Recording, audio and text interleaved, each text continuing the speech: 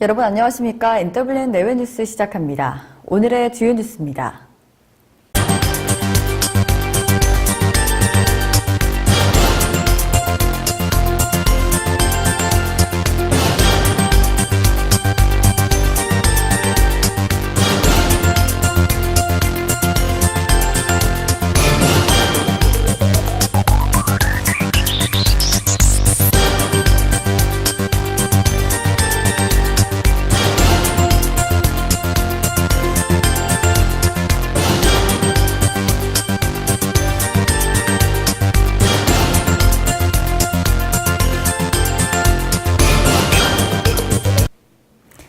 오늘 첫 소식입니다. 마이크 폼페이오 미국 국무장관은 31일 오후 2시 15분, 미국 동부 시간, 한국 시간으로 6월 1일 오전 3시 15분에 미국 뉴욕 팰리스 호텔에서 기자회견을 한다고 미국 국무부가 30일 밝혔습니다. 폼페이오 장관은 이날 오전 미국을 방문 중인 김영철 북한 노동당 부위원장 겸 통일전선 부장과 만나 북미 고위급 회담을 할 예정인데요.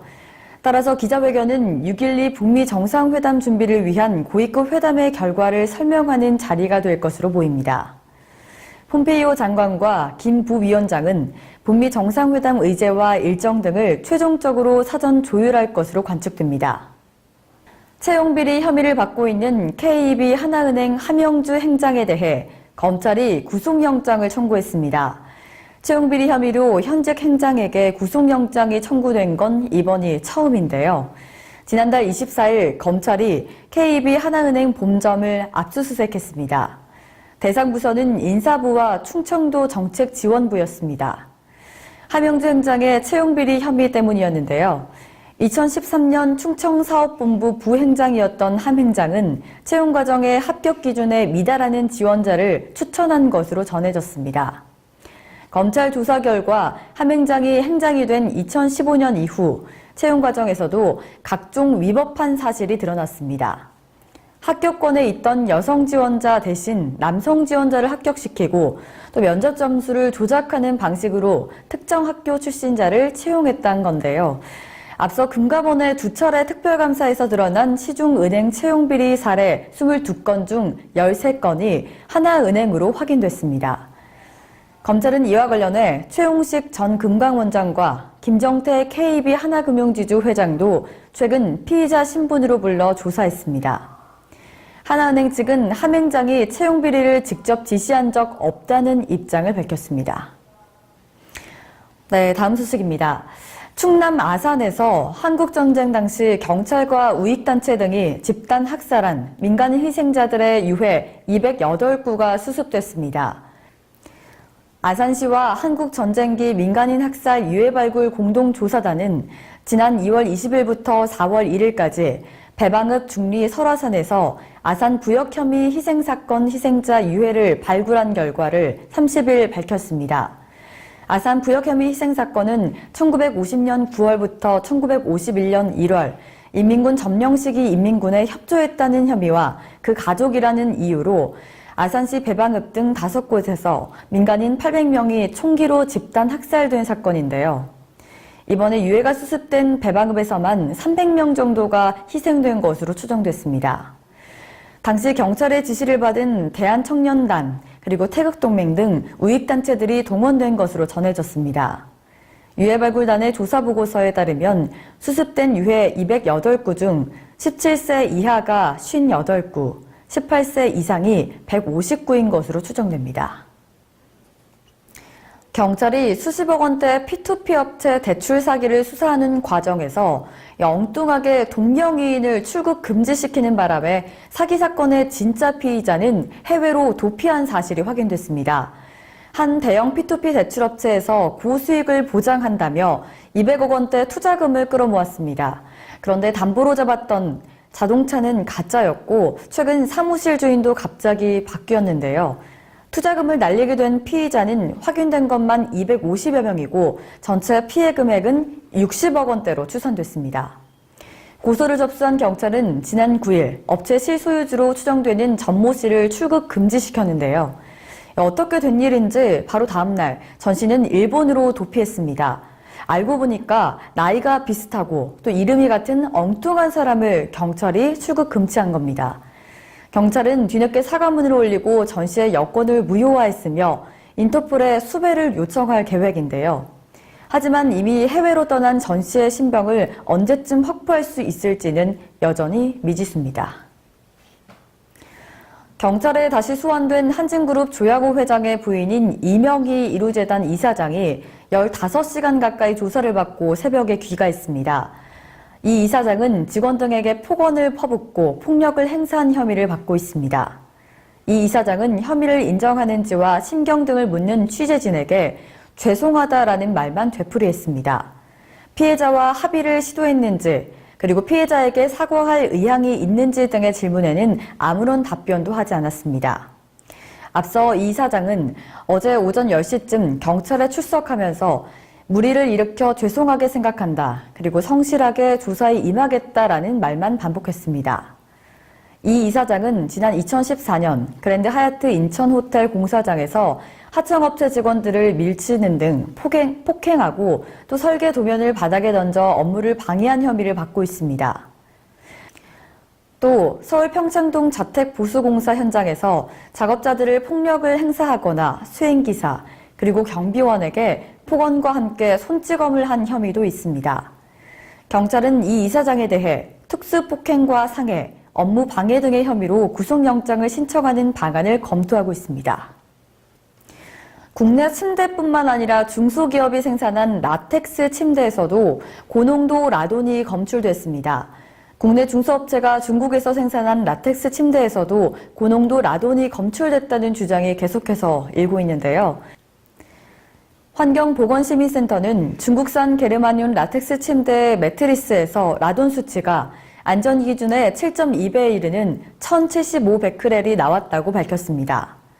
센터는 또 한 의료기기 업체가 만든 토르말린 침대에서는 방사선량이 기준치 2.5배에 이르는 0.868 마이크로 시버트가 검출됐다고 밝혔습니다.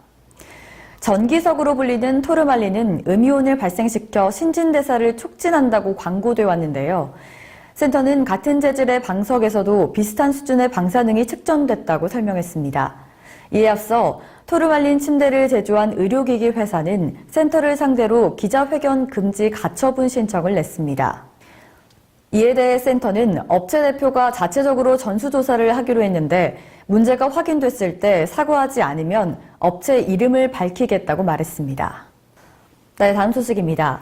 한국개발연구원 KDI는 우리 경제의 올해 경제 성장률 전망치로 2.9%를, 내년 전망치로 2.7%를 내놨습니다.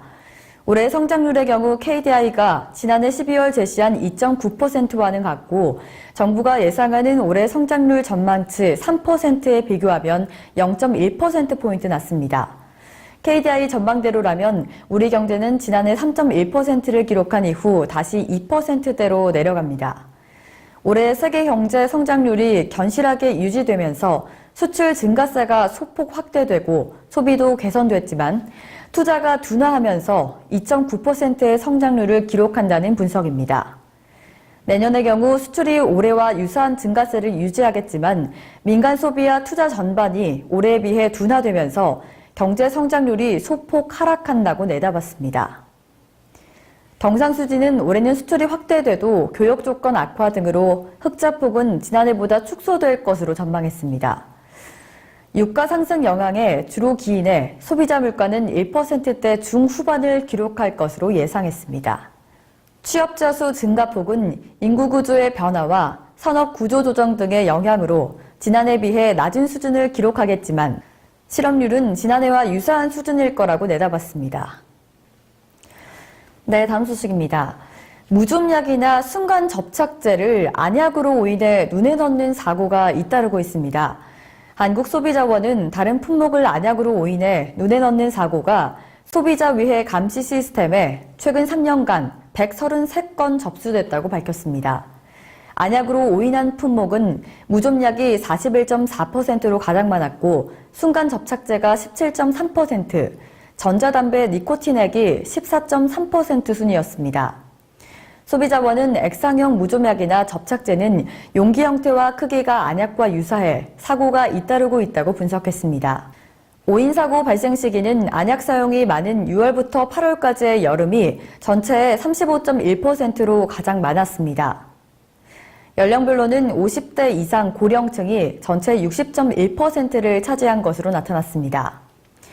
소비자원은 안약이 아닌 물질을 잘못 넣으면 각막 손상 등 다양한 위해가 발생할 수 있다며 즉시 물이나 식염수로 충분히 세척하고 접착제의 경우 무리에 제거하지 말고 병원을 방문하라고 당부했습니다. 네, 제7회 전국 동시지방선거가 코앞으로 다가왔습니다. 선거는 2018년 6월 13일 수요일에 진행이 되죠. 법률적으로 만 19세 이상의 대한민국 국민이라면 누구나 투표하실 수 있습니다. 투표 일정은 6월 13일 오전 6시부터 오후 6시까지로 지정된 선거 장소에서 신분증을 소지한 후 투표해야 합니다. 시간 내에 투표할 수 없는 상황이라면 8일과 9일 사전 투표를 이용할 수 있습니다. 6.13 지방선거는 광역단체장, 기초단체장, 지역구 광역의원, 비례대표 광역의원, 지역구 기초의원, 비례대표 기초의원, 교육감 등 7개 선거가 동시에 진행됩니다. 지방선거 투표용지도 이제가 시작이 됐고요. 또 오늘 5월 31일부터 첫 공식 선거 유세도 본격적으로 시작됐습니다. 꼭 투표하셔서 국민의 권리를 챙기시길 바라겠습니다. 네, 다음은 지역 소식입니다. 6.13 지방선거 첫 공식 선거운동일 시작인 31일 오전 6시 30분부터 자유한국당 구리시 후보자들의 출정식이 구역 광장에서 개최됐습니다. 이날 출정식에는 백경영 구리시장 후보를 비롯해 경기도 의원 후보 강광섭 등 총 8명의 후보자들이 구리시 유권자들에게 한 표의 권리 행사를 호소했는데요. 이른 아침부터 선거 유세 열기는 뜨거웠습니다. 이 현장을 NWN 내외 방송에서 다녀왔습니다. 기호 2번 백경현 나도 그런 백경현이 좋다. 기호 2번 백경현 사람이 좋다. 2번 백경현이 좋다. 2번 구리시 미래 백경현이 책임진다. 기호 2번 백경현 사람이 좋다. 백경현 구리시가 좋다. 백경현 테크노밸리 백경현이 책임진다. 기호 2번 백경현 행복도시. 기호 2번 안전도시. 기호 2번 백경현이라면 충분해. 백경현 바라보는 것만으로도 그저 좋은 사람. 백경현 기호 2번. 예, 구리 시민 여러분 반갑습니다. 오늘 저부터 13일간 6.13 지방선거가 실시됐습니다. 시민 여러분께서는 후보자들의 공약사항과 능력, 인품, 그리고 인물을 잘 검증하셔가지고 탁월한 능력을 가진 후보를 선택해 주시기 바랍니다. 구리시는 수도 서울과 붙어 있으면서 4통팔달 전국 최고의 교통요충지입니다. 이 지역을 어떻게 발전시킬 것인가는 행정 전문가 구리시장 후보 백경현이 책임질 것입니다. 구리시는 대한민국 최고의 행복도시, 최고의 명품도시를 함께 할 수 있도록 시민 여러분, 유권자 여러분이 정확한 후보자를 검증해서 투표해 주시길 바랍니다. 구리시장 후보 백경현입니다.